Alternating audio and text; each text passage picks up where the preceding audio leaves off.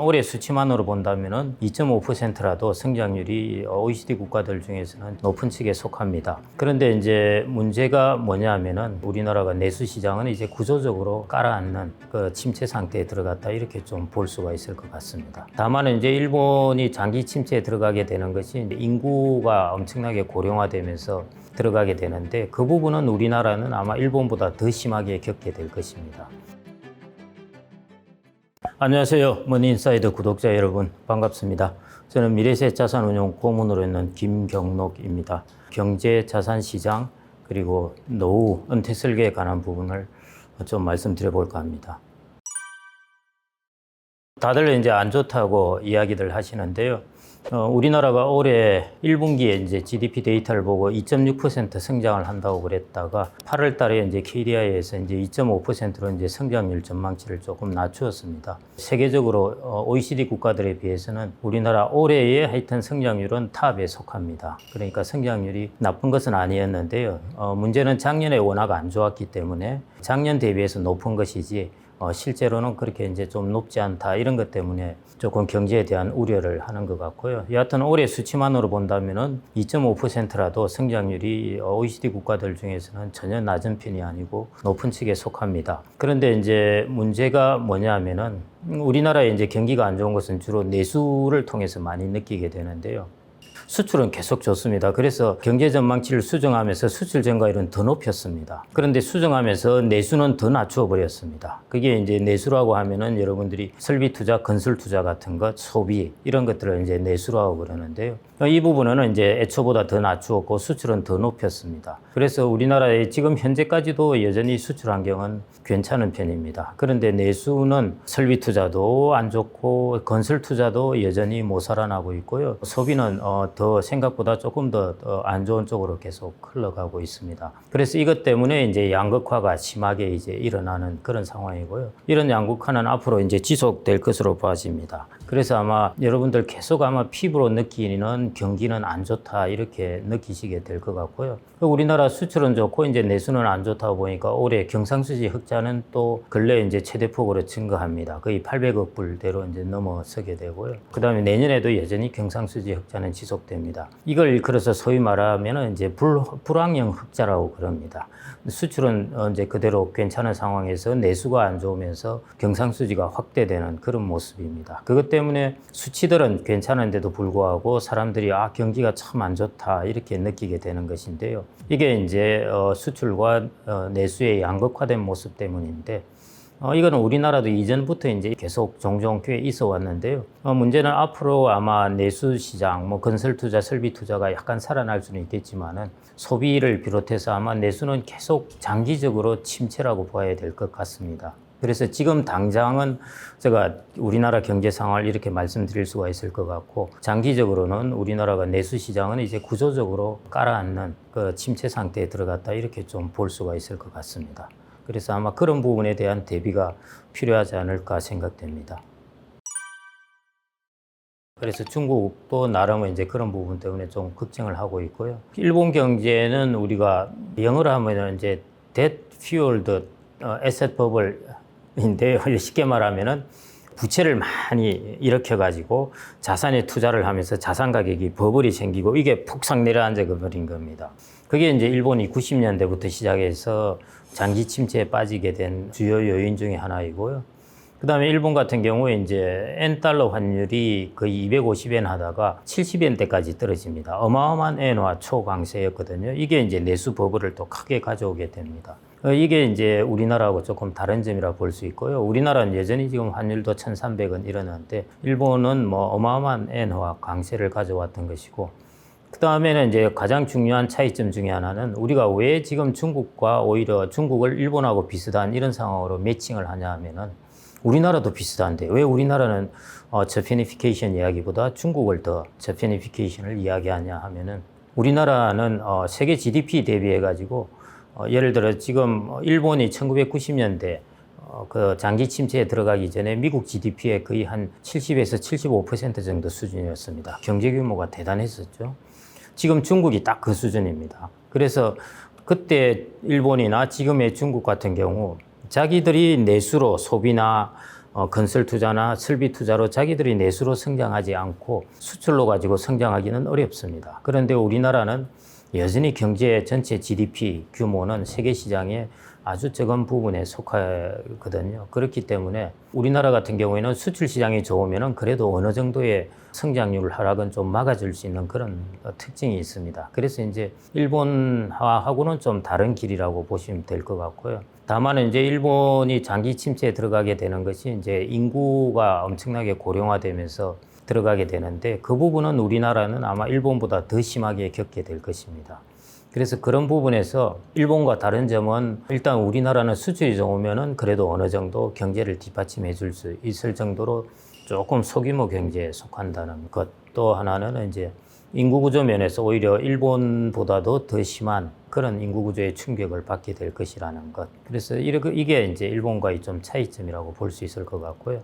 그래서 지금은 우리나라가 이제 일본하고 계속 비슷하다는 이야기들을 많이 하는데요. 이제 이렇게 내부를 뜯어보면은 구조적인 요인이나 이런 부분에서는 좀 이제 차이가 있습니다. 그런 부분은 좀 유의해서 보시면 될 것 같고요. 현재 세계 사람들이 걱정하고 있는 것은 중국도 이제 물가 상승률이 전반적인 물가를 나타내는 GDP 디플레이트가 있는데요. 이런 경우에는 이미 마이너스에 지금 계속 들어가 있습니다. 그리고 중국도 미국 GDP의 거의 한 70, 75% 정도 수준이 되니까 중국도 내수가 살아나야 경제가 살아나는데 중국은 지금 내수가 좀 완전히 죽어 있습니다. 건설 투자 죽어 있고 소비 죽어 있고요. 그래서 이제 사람들이 오히려 중국의 디플레이션에 대해서 요즘 걱정하고 있습니다. 그런 게 세계적인 경제의 지금 흐름이라고 보시면 될 것 같습니다.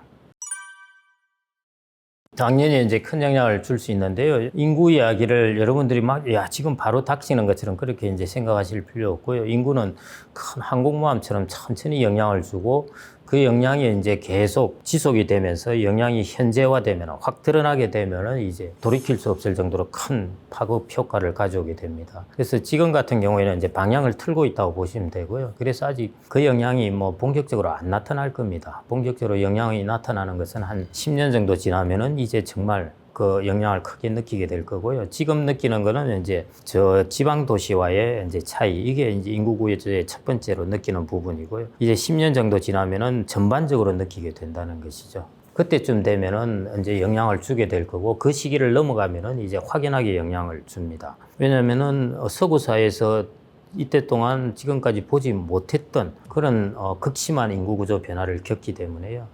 그래서 그거는 우리가 서구 사회에서 경험했던 부동산의 변화 이런 거하고는 전혀 다르게 나타나지 않을까 그렇게 보고 있습니다. 그래서 인구구조 변화는 지금 아직 여러분들이 이거 고령화나 저출생이 이렇게 진행됐는데 그래도 우리나라 경제 괜찮네? 아닙니다. 그건 전혀 아니고요. 지금까지는 저출생도 우리나라 경제에 좋고 왜냐하면 비용이 안 들어가니까요. 그 다음에 고령화 같은 경우에도 지금 아직은 베이비 부모들이 다 60대, 50대에 있습니다. 아직 괜찮아요. 이게 한 20년 흘러야 이 사람들이 70대, 80대로 접어들게 됩니다. 그러면은 이제 고령화가 나타나게 됩니다. 그래서 아직 그거는 저출생과 고령화의 부작용은 아직 안 나타났습니다. 10년 정도 지나면은 이제 사람들이 피부로 느끼기 시작할 거고 그 시기를 넘어가면은 이제 백약이 무효인 그런 상황으로 이제 접어들게 되기 때문에요. 그래서 이제 제가 항상 말씀드리는 것은 그런 향후에 우리나라 사회의 변화를 좀 이렇게 쭉 픽처를 그림을 그리면서 이제 자산 관리나 나의 전체 내가 어떤 직장을 택할 것인지 하는 것들도 좀 이렇게 결정하셔야 되지 않을까 싶습니다. 투자 방식이라기보다는 여러분들에게 이제 좀 말씀드리고 싶은 것은요. 이제 제가 한 작년 이런 때부터도 계속 이제 그 말씀을 드렸었는데 지금까지 우리나라는 이제 예금과 부동산이 주된 자산 관리 수단이었습니다. 과거 한 5, 60년 동안 그랬었고요. 그게 또 괜찮았습니다. 옛날 예금 금리가 8% 불과 한 20년 전만 하더라도 그랬으니까요. 그래서 괜찮은 수익률이었죠. 주식에 비해서는. 부동산은 당연히 이제 괜찮았고요. 그런데 과거에 이제 한 60년 정도 우리나라의 경제 역사를 보면은 다 고성장 시기입니다. 그러니까 인구를 본다면은 1960년대 2,500만 명이었다가 지금 5,100만 명이니까요. 5,200만 명 가까이 되죠. 여하튼 한 5,100만 명 선되니까 더블이 된 것입니다. 이게 지금까지 보았던 것이고요. 이제 앞으로 지금부터 2070년이 되면은 우리나라 인구는 4,500만 명, 4,400만 명 이 정도 선으로 이제 줄어드는 것이죠. 인구가 이제 줄어드는 것입니다. 그 다음에 이제 같은 기간 동안 2070년까지 보면은 노인의 인구는 더블 2배가 되고요. 그 다음에 젊은 인구는 지금 수준에서 한 40% 정도 이렇게 줄어버립니다. 40% 주는 게 아니라 40% 수준이 되어버리는 것이죠. 한쪽은 더블이 되고 한쪽은 40%로 쪼그라들어 버리고 이게 우리나라의 이제 앞으로의 인구의 변화입니다. 그래서 이런 것들 때문에 부동산 시장은 그 인구의 변화가 우리나라는요 극심하게 앞으로 그 방향으로 이제 이루어질 것이기 때문에 자 그러면은 이제 고성장 시기에다가 이렇게 되면은 저성장에 접어들게 되는데요. 그러면은 여러분들이 한번 생각을 해보시죠. 저성장의 특징은 이제 저금리입니다. 그러면 예금이라는 게 별로 재미가 없다는 것이죠. 그래서 대만이나 일본 같은 경우에 보면은 2000년대 이런 때 주로 일어난 일들이 예금 금리가 낮고 성장률이 낮다 보니까 해외에 조금이라도 금리나 인컴을 더 주는 게 있으면 그거 찾아서 나갑니다. 그래서 해외 채권을 산다든지 국내에 있는 리츠를 산다든지 이런 식으로 자금이 이동을 막 하게 돼요. 그게 이제 우리나라도 앞으로 아마 저성장이 지속되면 그 일이 일어날 거고요. 그래서 예금이라는 것이 가장 세이프하다는 것에서 이제 사람들이 점차 예금 금리가 낮아지니까 더 높은 금리나 이자나 배당을 받으려고 움직일 것이라는 것이고요. 그 다음에 부동산 같은 경우가 전형적으로 부동산은 내수에 관련된 산업입니다. 그런데 아까 제가 모두에 말씀드렸듯이 우리나라는 내수가 앞으로 저는 장기 침체라고 보고 있습니다. 그러면 부동산도 전반적으로 그렇게 상황이 좋을 수가 없습니다. 우리나라가 인구가 2,500만 명에서 5,100만 명이 될 때는 내수 시장이 얼마나 커졌겠습니까? 거기다가 1인당 소득도 1960년에 79달러 하다가 지금 거의 35,000달러가 되었으니까요. 소득이 이만큼 되었죠. 한 3, 40배가 되어버렸죠. 그 다음에 내수시장, 그 인구가 2배가 되어버렸죠. 그러니까 소득 곱하기 인구를 해보십시오. 얼마나 내수시장이 커지겠는가요? 그게 우리나라가 지금까지 보아왔던 모습입니다. 그런데 이게 이제 정점을 이루고 이제 그 거꾸로 되어 간다는 것이죠. 완전히 다른 방향입니다. 큰 흐름의 변화이기 때문에요. 그래서 부동산 같은 경우도 내수와 관련된 업종이기 때문에 이 부분은 과거와는 제 생각에는 완전히 다른 모습을 보이지 않을까 그렇게 생각을 하고 있습니다.